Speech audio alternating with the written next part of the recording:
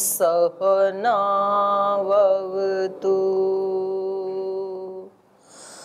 सहनौ भुनक्तु सह वीर्यं करवावहै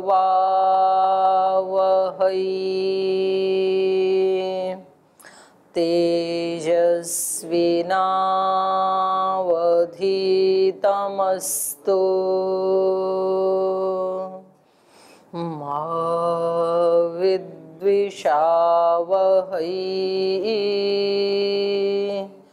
ओम शांति शांति शांति।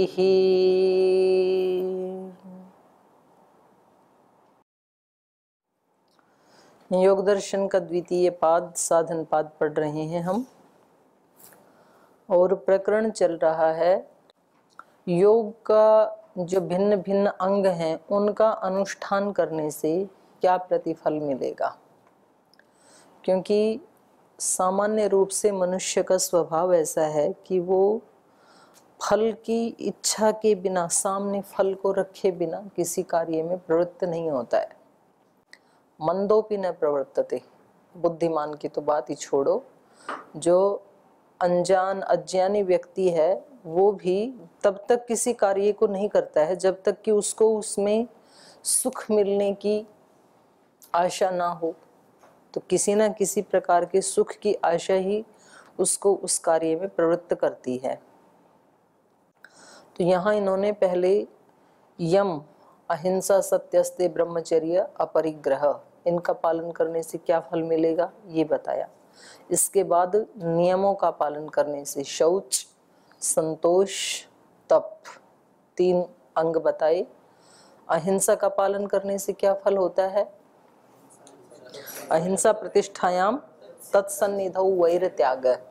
जिसका चित्त अहिंसा में प्रतिष्ठित हो गया तो उस चित्त में वैर का त्याग हो जाता है। वो किसी से वैर नहीं करेगा, वो व्यक्ति वैर का त्याग हो जाता है अहिंसा के सन्निधि में। मतलब दूसरे उससे वैर नहीं करेंगे ऐसा नहीं है, दूसरे तो कर सकते हैं क्योंकि वो तो अहिंसा में प्रतिष्ठित नहीं है, वो तो हिंसा में प्रतिष्ठित हैं अभी, पर वो किसी से वैर नहीं करेगा। और जब वो किसी से वैर नहीं करेगा तो उसकी अहिंसा का प्रभाव उन हिंसक व्यक्तियों पे भी पड़ता है। तो वो दूर दूर से तो हिंसा करेंगे, पर उस व्यक्ति के पास जब आएंगे तो उनकी हिंसा उसकी अहिंसा से उसका अभिभव हो जाएगा।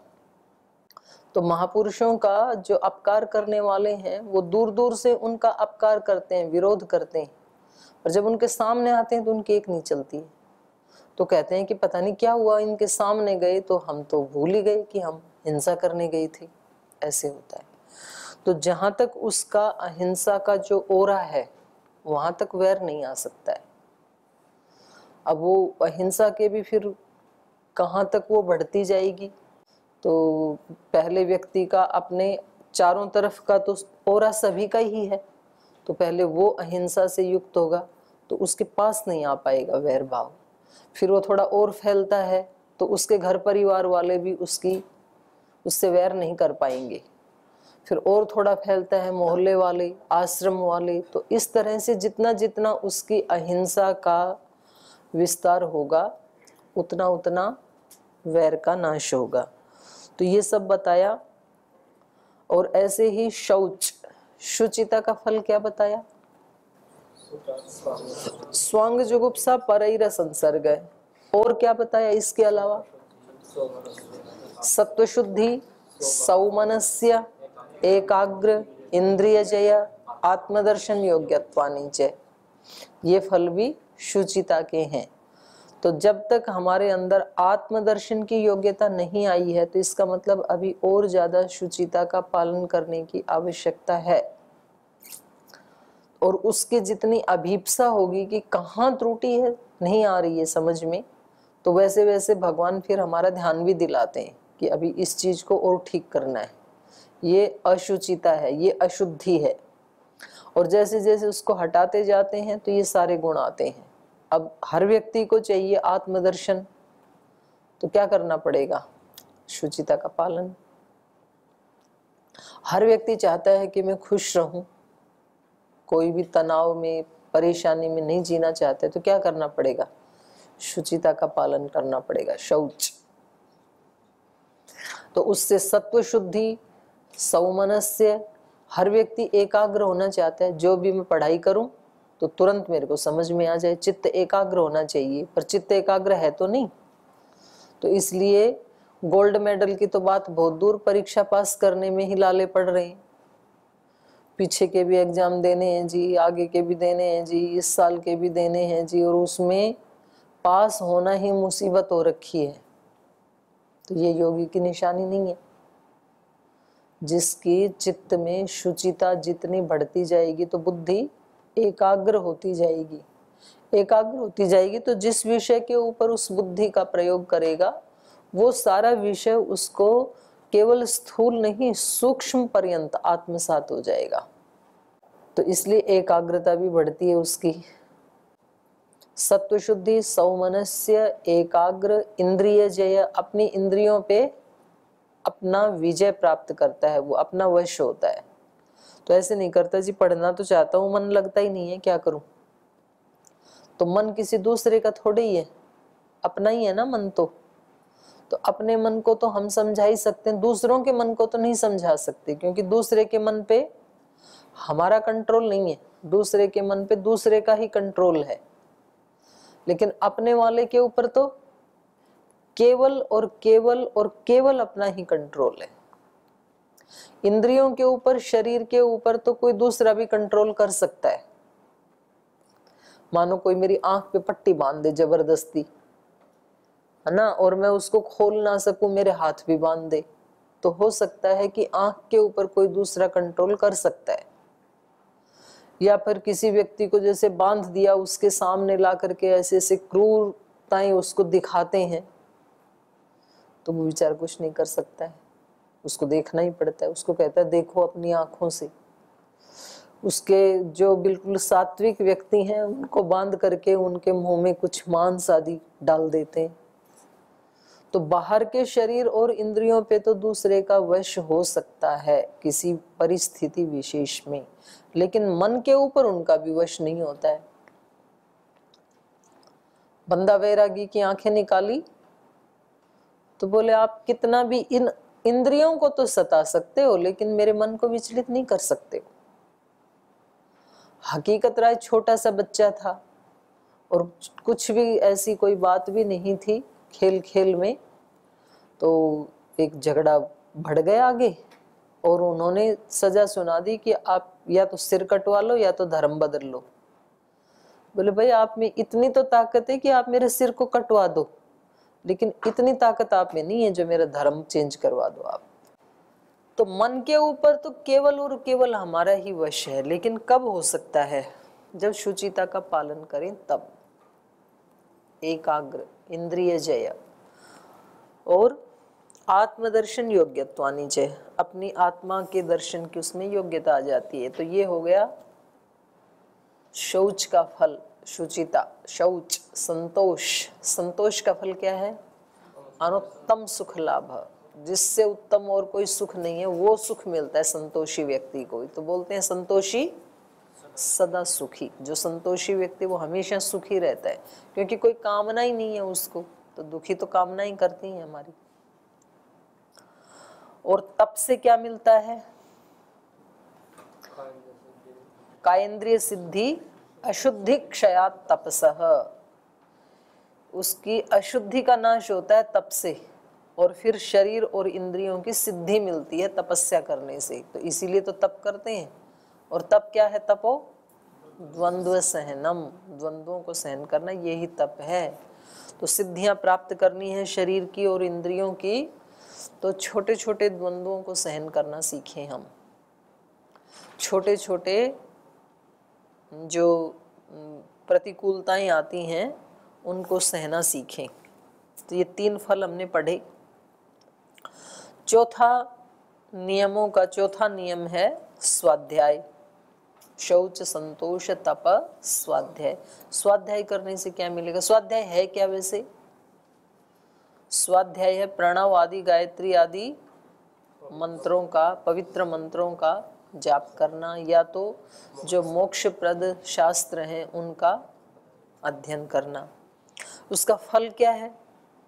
तो कहा स्वाध्यायाद इष्ट देवता संप्रयोगः। स्वाध्याय करने से इष्ट देवताओं के साथ संपर्क स्थापित हो जाता है। संप्रयोग माने संपर्क स्थापित होना। जो हमारे इष्ट देव हैं उनके साथ हमारा संपर्क हो जाता है। जैसे योग दर्शन पढ़ेंगे तो पतंजलि जी के साथ आपका संपर्क स्थापित हो जाएगा। तो और क्या चाहिए? पतंजलि जी ने तो सारी समाधियां लगाई हैं और उनके साथ आपका हो गया संपर्क, तो आपकी भी लगवा देंगे। तो कितना बड़ा फल है ना। तो कोई कोई व्यक्ति हनुमान जी की भक्ति करते हैं, फिर बोले भाई भगवान हनुमान जी आकर के इनको दर्शन देते हैं, तो कितने लोग, हजारों लोग उनके पास आते हैं फिर दर्शन करने के लिए कि भैया हनुमान के भक्त हैं। तो हनुमान जी के साथ उनका संप्रयोग हो गया। कोई दुर्गा के भक्त हैं, कोई ओंकार के भक्त हैं, कोई शिव जी के भक्त हैं। तो जो जिसका इष्ट देव है उसका उसके साथ संप्रयोग, संपर्क स्थापित हो जाता है। ये स्वाध्याय का फल है। स्वाध्याय का मतलब ये किताब बांचना, ये स्वाध्याय इतना स्वाध्याय नहीं है। जो आपने उस पुस्तक में बांचा है वैसा जीना, तब स्वाध्याय पूरा होगा।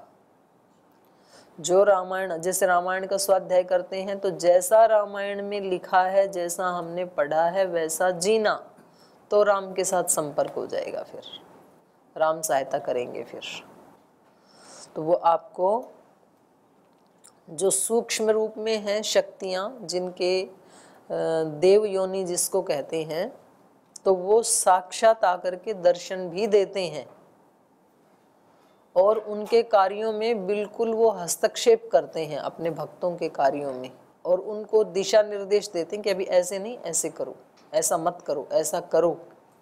ऐसे संपर्क हो जाता है। जैसे किसी मनुष्य से हमारा संपर्क हो जाता है तो फिर वो हमारे हर अच्छे बुरे कार्य में हमारी सहायता करता है। ऐसे ही देवता भी हमारी सहायता करते हैं।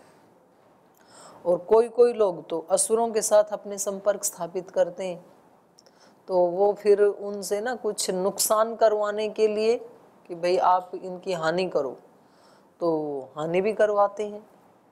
इस संसार में एक तो हम मनुष्य हैं, एक तो स्थूल जो ये भौतिक शरीर हैं, उसके अतिरिक्त पॉजिटिव नेगेटिव शक्तियां भी हैं, जिनके सूक्ष्म शरीर हमारी तरह स्थूल नहीं है, पर उनका अस्तित्व तो है, आत्मा तो है। तो वो हमारी सहायता करते हैं। वैसे तो अपनी वाली शक्ति भी मनुष्य के पास खूब सारी है, अपनी वाली का भी पूरा पूरा प्रयोग कर ले यदि, तो वो भी बहुत बड़ी है। पर अपनी वाली यदि कहीं किसी प्रसंग में कम पड़ती हुई नजर आए तो देवताओं से सहायता ले लो। लेकिन देवताओं से सहायता लेने के लिए देवताओं के तुल्य बनना पड़ता है, क्योंकि मित्रता किन के बीच में होती है? समान गुण कर्म स्वभाव वालों के बीच में होती है।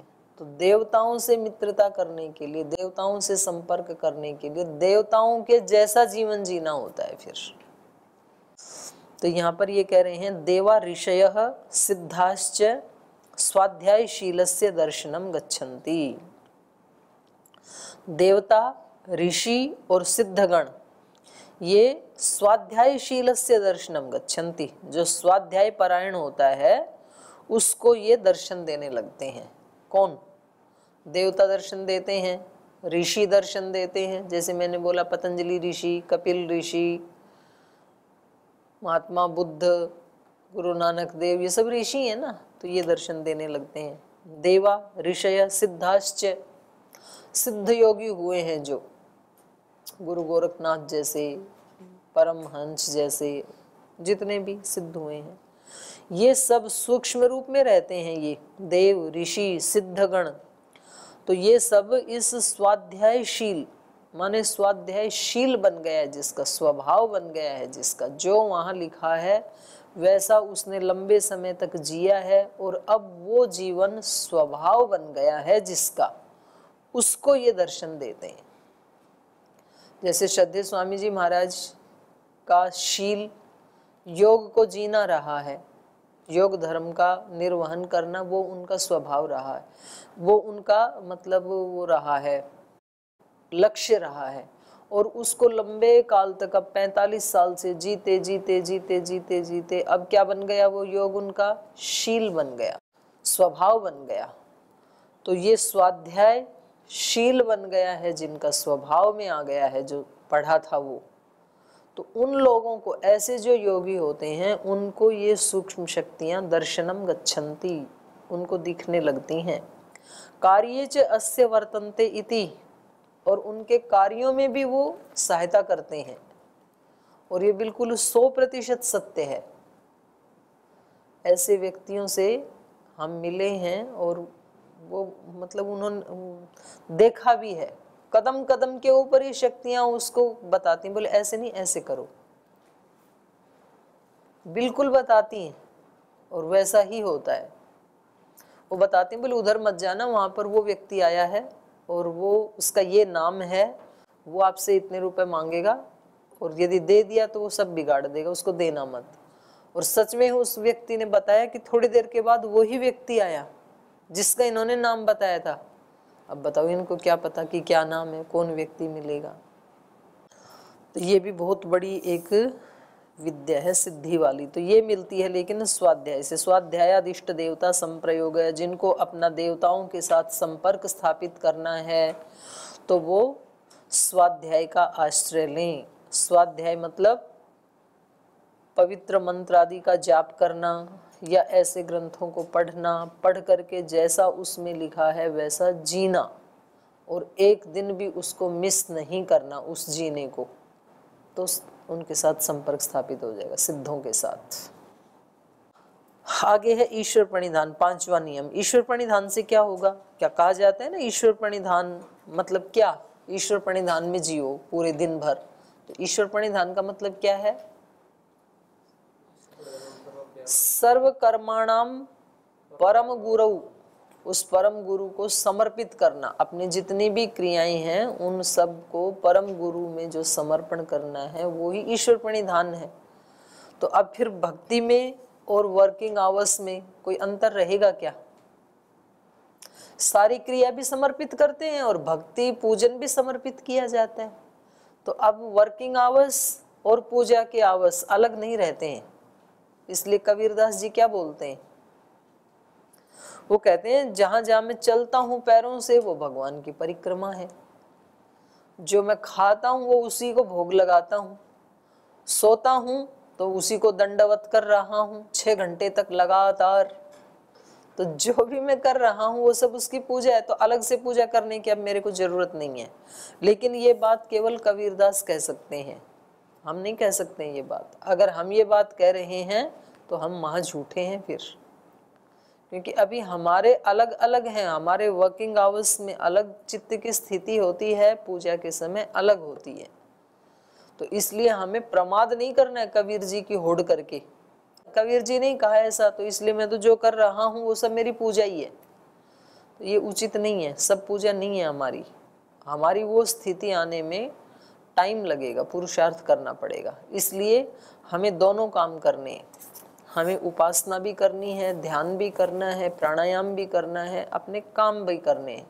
लेकिन धीरे धीरे उन कामों को कैसे करना है, उसमें ईश्वर प्रणिधान की स्थिति को थोड़ा थोड़ा करके बढ़ाना है कि हर काम कैसा होना चाहिए, ईश्वर प्रणिधान से युक्त होना चाहिए। तो हमें शाम को फिर काउंटिंग करनी चाहिए कि कौन कौन से काम करते समय मैं ईश्वर प्रणिधान से युक्त था और कौन से काम करते समय मैं उसको भूल गया था। विशुद्ध रूप से मैं सांसारिक लौकिक कर्म कर रहा था राग द्वेष से युक्त होकर के। तो कब कब मेरी ऐसी स्थिति थी, तो फिर व्यक्ति उसको हटा सकता है। उसका फल क्या है, ऐसे कर्म करेंगे तो मिलेगा क्या? एक तो कर्म करते समय ही आनंद आ जाएगा और कुछ लेने की आवश्यकता भी नहीं है, लेकिन मिलता तो है। कोई व्यक्ति बीज बोएगा तो बदले में हजारों फल तो मिलेंगे। तो चाहे वो आसक्ति से युक्त होकर बीज बोए या अनासक्ति से युक्त होकर के बीज बोए। कुछ लोगों की तो इच्छा होती है कि भाई ये आम का पेड़ लगा रहे हैं, इसमें हजारों आम आएंगे, फिर हम मार्केट में बेचेंगे, फिर उसके पैसे आएंगे, ऐसा सोच के भी कोई आम का पेड़ लगा सकता है। एक व्यक्ति कहता है कुछ नहीं चाहिए, आने जाने वाले खूब आम खाएंगे, मुझे कुछ भी नहीं चाहिए इसमें, तो भी वो आम तो हजारों आएंगे। आसक्ति से करें कर्म या अनासक्ति से करें, फल तो आएगा। तो ऐसे ही ईश्वर प्रणिधान से युक्त होकर के जो कर्म करते हैं, यद्यपि उनको बदले में कुछ भी नहीं चाहिए, वो कहते हैं हमारे कर्म ईश्वर प्रणिधान से युक्त हो जाएं, यही अपने आप में बहुत बड़ा फल है, और कुछ नहीं चाहिए। जो साधक होते हैं, योगी होते हैं, लेकिन तो भी फल तो आता है। क्या फल आता है? समाधि सिद्धि ईश्वर प्रणिधानात्, ये फल आता है। ईश्वर प्रणिधानात् समाधि सिद्धि, ईश्वर प्रणिधान से युक्त होने से समाधि की सिद्धि लग जाती है। समाधि प्राप्त करनी है तो उपाय क्या है? ईश्वर प्रणिधान की स्थिति में रहो पूरे दिन। पूरे दिन तो हम रहे राग द्वेष से युक्त कर्मों को करने में, और फिर हम आंख बंद करके सोचते हैं कि हमारी समाधि लग जाए, तो समाधि लगेगी नहीं, क्योंकि आपने उपाय ठीक नहीं किया, तो फल ठीक कैसे मिलेगा फिर? और आप ईश्वर प्रणिधान से युक्त होकर कर्म करते जाओ करते जाओ, तो फिर एक दिन समाधि अपने आप घटित हो जाएगी, लगाने की जरूरत नहीं है। तो वही इसमें भाष्य में बता रहे हैं, ईश्वार्पित सर्वभावस्य समाधि सिद्धि यया सर्वम ईप्सितम अवितथम जानाति देशांतरे देहांतरे कालांतरे च। ईश्वर अर्पित सर्वभावस्य, अपने सब भावों को, व्यापारों को जो ईश्वर में अर्पित कर देता है, उस व्यक्ति का ईश्वर अर्पित सर्वभावस्य, सर्वभावस्य योगिनः, ईश्वर में अपने सब भावों को अर्पित करने वाले योगी की समाधि सिद्धि, समाधि की सिद्धि हो जाती है, उसको उसकी समाधि लग जाती है। यया, जिससे, उस समाधि से उसको क्या हो जाता है? सर्वम ईप्सितम अवितथम जानाति, सब कुछ जो उसका ईप्सित है, जो उसकी चाहत है, जिसकी जिज्ञासा है जानने की उसके मन में, वो सब उसको अवितथम, अवितथम माने यथार्थ रूप में, जैसा है वैसा का वैसा ही जानाति, वो जान लेता है। चाहे वो वस्तु देशांतरे, किसी दूसरे देश में हो, देहांतरे या किसी दूसरे शरीर में हो, या तो कालांतरे, या तो भविष्य में होने वाली है, या कभी भूतकाल में हो चुकी है, उन सब के बारे में उस व्यक्ति को पता लग जाएगा। त्रिकाल दृष्टा जिसको बोलते हैं, ऐसा बन जाएगा वो व्यक्ति। कौन? जो ईश्वर प्रणिधान से युक्त रहता है। तो बनना है आपको त्रिकाल दृष्टा, पीछे का भी सब पता लग जाए, आज का भी लग जाए, आगे का भी सब पता लग जाए, अपने बारे में भी लग जाए पता, दूसरे के बारे में भी लग जाए, चीन के बारे में भी पता लग जाए, भारत के बारे में भी पता लग जाए, देशांतरे, देहांतरे और कालांतरे, तीनों काल में होने वाला, वो सब पता लग जाएगा। तो ऐसा हो जाए तो कैसा रहे जीवन में? आनंद ही आ जाए फिर तो। ऐसा हो जाए तो हो सकता है कि नहीं हो सकता? पॉसिबिलिटी है कि नहीं है? है तो बस करना क्या है? ईश्वर प्रणिधान को बढ़ाना है। जैसे हम संध्या के समय या उपासना के समय ईश्वर प्रणिधान से युक्त रहते हैं, ऐसे ही दूसरे काम करते हुए भी ईश्वर प्रणिधान से युक्त होने का अभ्यास करना है, थोड़ा थोड़ा करके, तो ये सब मिलेगा। ततो अस्य प्रज्ञा यथाभूतम प्रजानाति, तो कह रहे तब इस योगी की जो प्रज्ञा है वो सब पदार्थों को, इस जगत को यथाभूतम प्रजानाति, जैसा है उसी रूप में प्रजानाति, प्रकृष्ट रूप से जान लेता है। फिर कहीं अविद्या के कारण ऐसे नहीं होता है कि चीज है कुछ और दिखाई कुछ दे रही है, ऐसा नहीं होता है। सब साफ साफ दिखता है, स्थूल सूक्ष्म सब साथ साथ दिखता है। तो ये यम नियम का इन्होंने क्या परिणाम है वो बता दिया। ये तो दो ही अंगों का परिणाम बताया अभी। तो यम नियमों का पालन यदि व्यक्ति कर ले तो ही बस बहुत है, जीवन की धन्यता तो मिल गई, सिद्धियां मिल गई, समाधि मिल गई, और क्या चाहिए, वो तो इसको कुछ मिल गया। तो आगे कह रहे हैं उक्ता सह सिद्धि भी यम नियमः आसनादीनि वक्ष्यामः। बोले अभी तो 2 ही अंगों की बात की है, अभी तो 6 बाकी हैं। 1/4 में ही व्यक्ति धन्य धन्य हो सकता है। 8 अंग है ना, तो 2 अंग पाले, अभी तो पालन किया यम और नियम, तो इतने में ही सब हो गया। उसमें एक एक पार्ट भी अपने आप में अनंत सुख देने वाला है, और 10 के 10 करें तो महा आनंद है।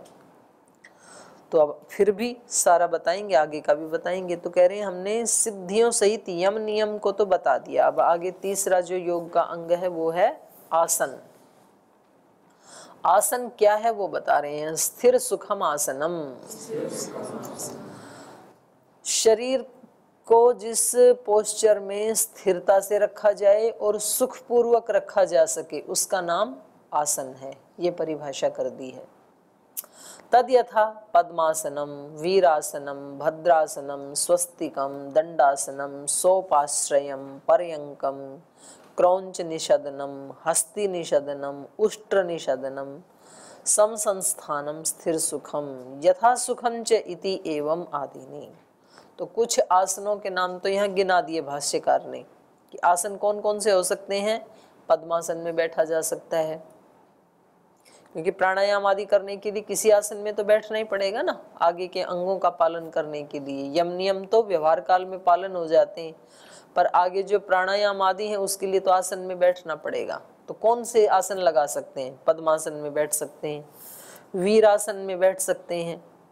वीरासन कौन सा है, बजरंगबली का है ना, एक वो पर्वत उठाते समय एक घुटना थोड़ा सीधा एक थोड़ा मुड़ा हुआ। और भद्रासन में बैठ सकते हैं, स्वस्ति आसन में, दंडासन में।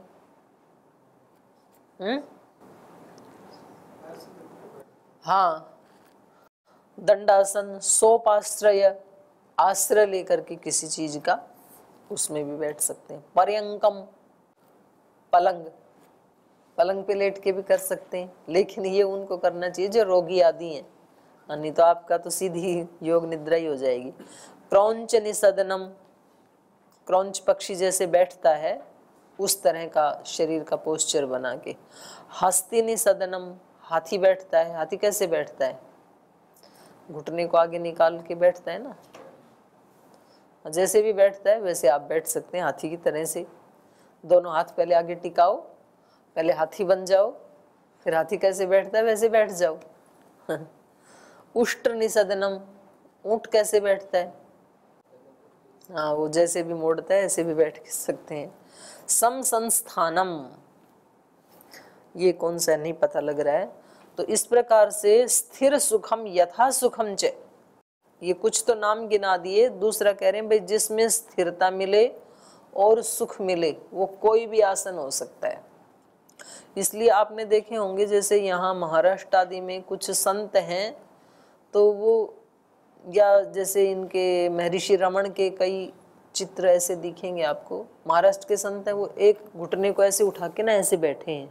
वो अपने एक स्वामी जी हैं, टुकड़े जी महाराज नहीं, दूसरे हैं एक। तो शरीर को जिसमें स्थिरता मिले और सुख मिले ऐसे किसी भी पोस्चर में आप बैठ सकते हैं, इसका नाम आसन है। तो इसका अभ्यास तो आप इस कक्षा में भी कर सकते हैं। इस कक्षा में जब बैठे तो आधे घंटे 1 घंटे के लिए एक आसन जमा दिया, और फिर जब तक कक्षा पूरी नहीं हो उसमें हिलना डुलना नहीं, वैसे के वैसे बैठे रहो। तो आसन का अभ्यास हो जाएगा, सिद्धि मिल जाएगी। स्थूल शरीर के स्थिर होने से मन भी स्थिर होने लगता है फिर। तो ये इसका आसन का हमने पढ़ लिया। अब प्राणायाम का कल पढ़ेंगे, आज यहीं विराम लेते हैं।